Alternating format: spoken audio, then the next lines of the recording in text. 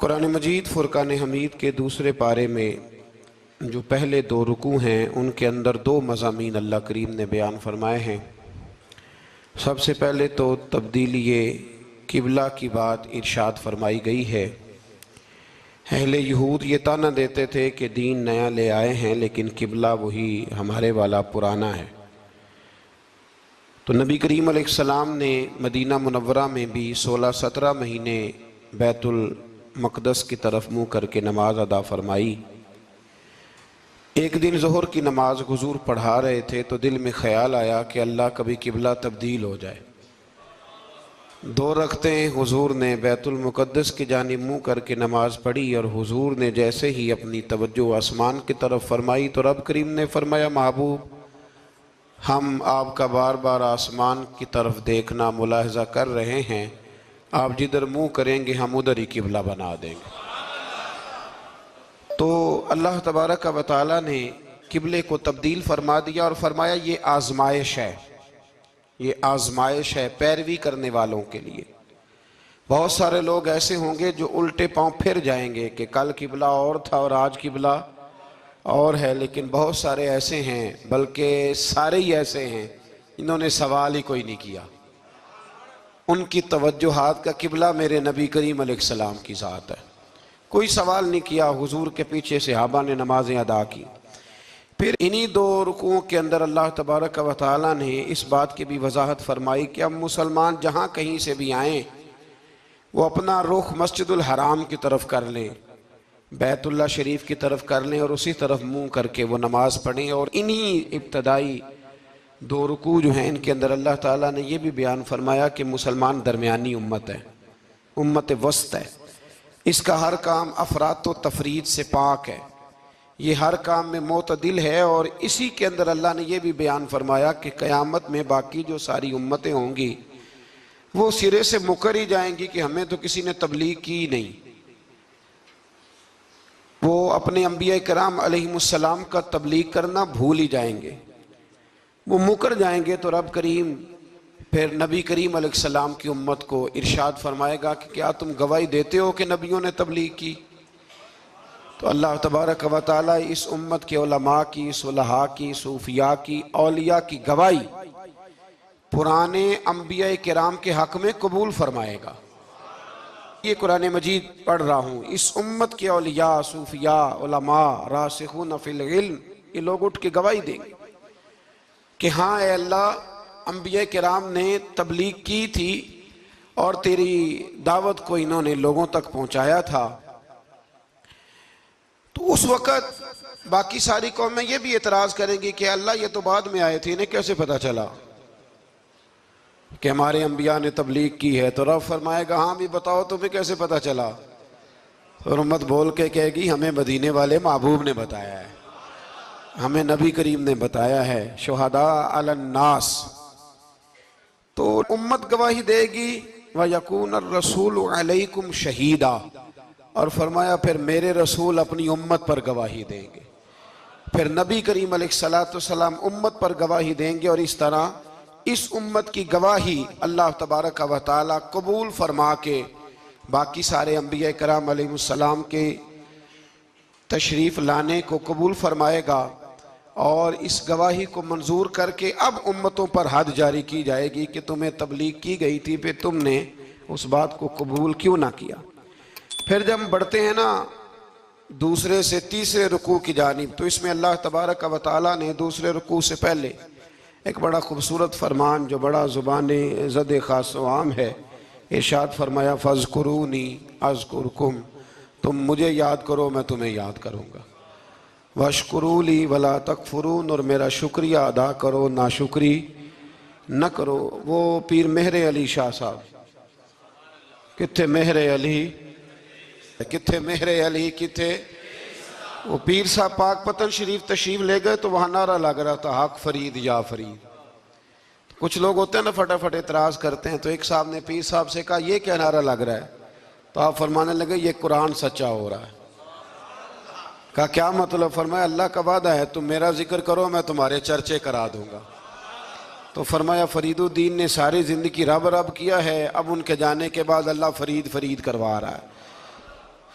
तो इससे आगे जब हम चलते हैं दूसरे से तीसरे रुकू में तो बड़ी मारूफ आयात, या अय्युहल्लज़ीना आमनू इस्तईनू बिस्सब्रि वस्सलात इन्नल्लाहा मअस्साबिरीन, सब्र का हुक्म दिया गया और जो सब्र करे उसको अल्लाह ने अपनी मईयत की बिशारत सुनाई।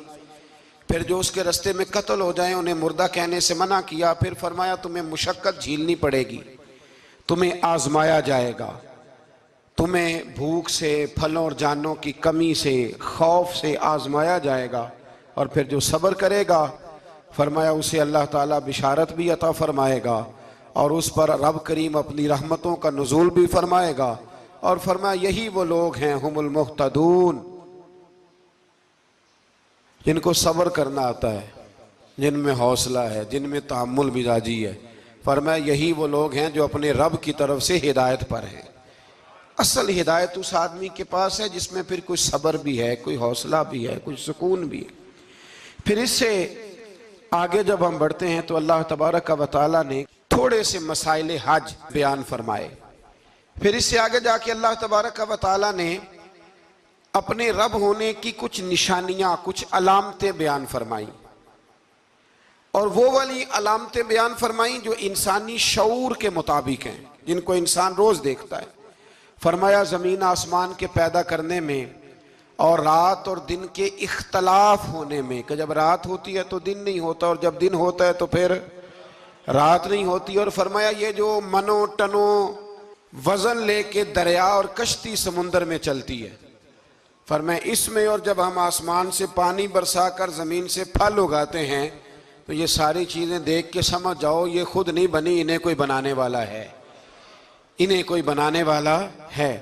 इन आयात के अंदर अल्लाह तबारक व तआला ने अपने होने की अलामतें बयान की और फिर इसी मजमून में आगे जल के फरमाया कि जब मेरे बंदे मेरी ये निशानियां देखते हैं तो वल्लज़ीना आमनू अशद्दु हुब्बन लिल्लाह, फिर ईमान वाले अपने रब से शदीद मोहब्बत करते हैं, फिर वो अपने रब से शदीद मोहब्बत करते हैं। और फिर अल्लाह ताला ने इसी रुकू में आगे जाके इरशाद फरमाया कि बनाया सारा कुछ तुम्हारे लिए है, बनाया सारा कुछ, ये चौथे से पांचवा रुकू आप देखेंगे। फरमाया बनाया सारा कुछ तुम्हारे लिए है पर तुमने वो खाना है जिसके खाने की तुम्हें इजाजत दी गई है, हलालन तय्यिबा, पाकीज़ा चीज, सारा कुछ तुम्हारे लिए है पर जिसकी इजाजत मिले तुमने वही। कुछ चीजों की यहाँ खाने की मुमानत है लेकिन जन्नत में वो चीजें खाने की इजाजत होगी।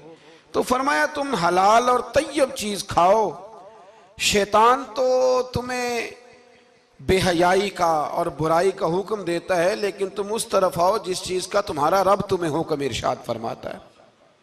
फिर अल्लाह तबारक व तआला ने इसी पारे के अंदर, इन्हीं आयात मुकद्दसा के अंदर चौथे से पांचवें रुकू में चार उन चीजों का बयान फरमाया जो कतई तौर पर हराम है। चार वो चीजें जो कतअन हराम है, उनमें सबसे पहले इरशाद फरमाया कि मुर्दार, जो जानवर ज़िबा ना किया जाए और बगैर ज़िबा के मर जाए वो खाना हराम है। फिर इरशाद फरमाया बहता हुआ खून, ये भी हराम है। अब आप कहेंगे वो तो खून लगता है रोज लोगों को, वो तो लगता है, बोतलों की बोतलें नौजवान खून देते हैं। तो इसमें हमारे बुजुर्गों ने मसला ये बयान फरमाया कि जरूरत के लिए देना जायज है, मजबूरी हो तो फिर खून देना, जिस तरह इंसान मर रहा हो तो उसके लिए मुर्दार खाना भी जायज है। तो कोई बीमार, इतना बीमार कि अब डॉक्टर कहे कि सिवाय खून के कोई और चारा नहीं है तो वो देना जायज है बिल्कुल, जो देगा अल्लाह उसे अजर भी अता फरमाएगा। तो इसी तरह तीसरे नंबर पर सूअर का गोश्त, ये भी कतअन हराम है, कोई ऐसी सूरत ही नहीं कि जो इसको जायज किया जा सके। और फिर अल्लाह तबारक व तआला ने इसी आयत में उसका भी जिक्र फरमाया जिस पर लोग अकीदे के लिहाज से बड़ा धोखा देते हैं। फरमाया वमा उहिल्ला बिही लिगैरिल्लाह, और वो जिस पर वक्ते ज़िबा गैरुल्लाह का नाम लिया जाए, जिस पर वक्ते ज़िबा, जिस पर गैरुल्लाह का नाम लिया जाए वो जानवर भी हलाल है। इस आया मुबारका को सामने रख के ना बड़ा उलझाव पैदा किया जाता है, जिस पर गैर का नाम आ गया वो हराम हो गया।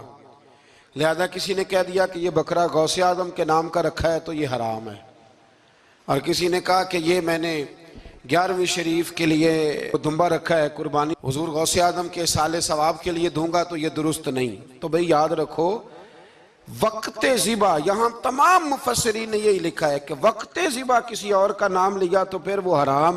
देखे ना, किसी बंदे ने अगर कह दिया कि ये दुम्बा जैद का है, 4-5 दुम्बे बकरे घूम रहे थे, किसी ने कह दिया जैद का है, ये बकर का है, ये अमर का है, ये साद का है। अब क्या ये लफ्ज कहने से वो हराम हो जाएगा? रोज कहते हो कि नहीं कहते? तो अजीब फलसफा है ना लोगों का। अगर आपने कह दिया गौसे पाक के साले सवाब के लिए है तो फिर वो हराम हो गया जी। तो अगर ये कहा जाए कि मैंने बेटे के अकीके के लिए रखा है, फिर भाई अगर वलीमे के लिए रखा हो तो वो तो कह रहा है मैंने बेटे के लिए रखा हुआ है, हालांकि बकरा तो अल्लाह के नाम का है।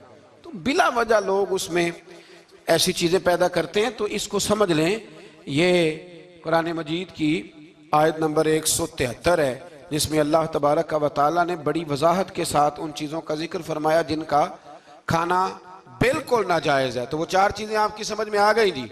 सबसे पहले मुर्दार, फिर बहता हुआ खून, फिर सुअर का गोश्त, और चौथे नंबर पे वो जानवर जिस पर वक्ते ज़िबा करते वक्त कहा जाता है ना बिस्मिल्लाह है।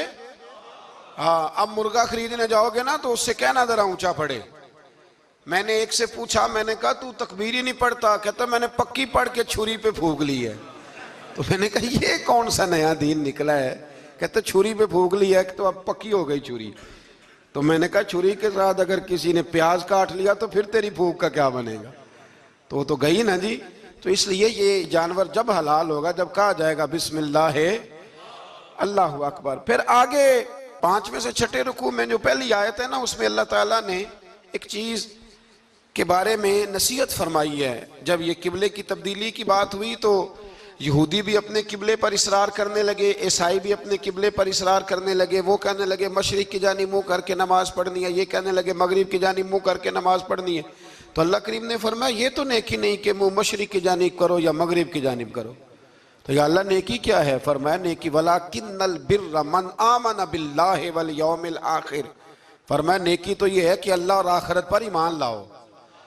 नेकी ईमान का नाम है। फिर फरमाया फरिश्तों पर, किताबों पर, नबियों पर ईमान लाओ और अपना माल खर्च करो अल्लाह की मोहब्बत में, रिश्तेदारों पर, यतीमों पर, मिस्कीनों पर, मुसाफिरों पर, मांगने वालों पर, गुलाम आजाद कराने के लिए।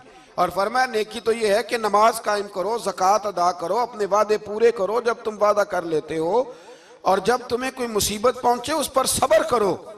फरमाया उलाइकल लज़ीना सदकू, ये वो लोग हैं जो नेकी के दावे में सच्चे हैं, जो ईमान भी लाएं, खर्च भी करें, मुसीबत पर सब्र भी करें। ये वो लोग हैं जो ईमान के दावे में सच्चे हैं। व उलाइका हुमुल मुत्तकून, और ये वो लोग हैं जो परहेजगार हैं अल्लाह से। आगे आगे ये आयत जिसमें अल्लाह ने किसास का हुक्म दिया है, बदला लेने का। ये हुक्म स्टेट के लिए है, हुक्मरानों के लिए। फरमाया कि जब कोई शख्स किसी के साथ कोई जुल्म करे तो फिर उसका बदला लो। तो किस तरह बदला लेना है? फरमाया अल हुर्रु बिल हुर्री वल अब्दु बिल अब्दी वल उनसा बिल उनसा। आज़ाद के बदले आज़ाद, गुलाम के बदले गुलाम, औरत के बदले औरत। हाँ, अगर कोई वारिस माफ कर दे तो बात अलग है, वरना बदला लो। और कुरान मजीद ने यहाँ इरशाद फरमाया कि अगर तुम बदला लोगे तो जिंदगी मिलेगी, तुम्हें जिंदगी मिलेगी। अगर हुक्मरान मुजरिमों को सजा देंगे तो बाकी लोगों की जिंदगी महफूज रहेगी, बचेगी। हुक्म दिया गया यहाँ के बदला लिया जाए। फिर जब हम 6ठे से 7वें रुकू की तरफ चलते हैं तो इसमें अल्लाह ने रोज़े का हुक्म दिया, रमज़ान की फजीलत बयान की, और इरशाद फरमाया गया कि जो रोज़ा ना रख सके वो फिदियतुन तामुन मिस्कीन, जो तो मरीज़ हो, बीमार हो, वो तो उतने रोज़े जो है वो अगले दिनों में रख ले। और आगे जाके ये भी बताया गया कि जो ज़्यादा ही बीमार हो फिर वो एक मिस्कीन का फिदिया दे दे, खाना दे दे। फिर इसी आया करीमा में रब करीम ने फरमाया अगर तुम मुझसे दुआ मांगोगे इसी रुकू में तो फरमाया मैं तुम्हारी दुआओं को भी ज़रूर कबूल करूँगा। फिर इसी में बताया गया कि रात के वक्त तुम्हें खाने की भी इजाज़त है और अमले ज़ौजियत की भी तुम्हें इजाज़त दी जाती है। इसी तरीके से फिर आगे अल्लाह तबारक व तआला ने हज के महीनों के बारे में अलामतें इरशाद फरमाई और मसाइल हज कुछ आगे जाके बयान किए। और एक और गलत रस्म, लोग रस्में बना लेते हैं ना, एक और रस्म थी कि यहूदी और ईसाई जब हज करते थे ना, ihram बांध लेते थे, फिर दरवाजे से घर में दाखिल नहीं होते थे, ऊपर से छलांग लगा के कि अब हम पाक हो गए। तो दरवाजा चूंकि गुनाहगार है, इसके बीच से गुनाहगार आते जाते रहे हैं, लिहाजा दरवाजे से नहीं गुजरते थे। तो अल्लाह करीम ने फरमाया ये कोई नेकी नहीं, ये कोई तरीका नहीं कि तुम दरवाजों से ना गुजरो। वलाकिन्नल बिर्र मन इत्तका, दरवाजे के ऊपर से छलांग लगाना नेकी नहीं, बल्कि नेकी तो ये है कि अल्लाह से डरना शुरू कर दो। हज के बाद पाक साफ हो जाओ, डरना शुरू करो, ये असल में नेकी है। तो फिर अल्लाह तबारक व तआला ने हज के मसाइल काफ़ी तफसील के साथ, क्योंकि वो फ़िकी मसाइल हैं और पूरी उसकी जुज़ियात हैं, लिहाजा वो एक नशिस्त में करने की बात नहीं। तो रब करीम ने वहाँ मशअर हराम का भी जिक्र फरमाया और उन सब चीज़ों की तरफ निशानदेही फरमाई जिन पर तवज्जो करना उम्मत मुस्लिमा के लिए बड़ा ही ज़रूरी है।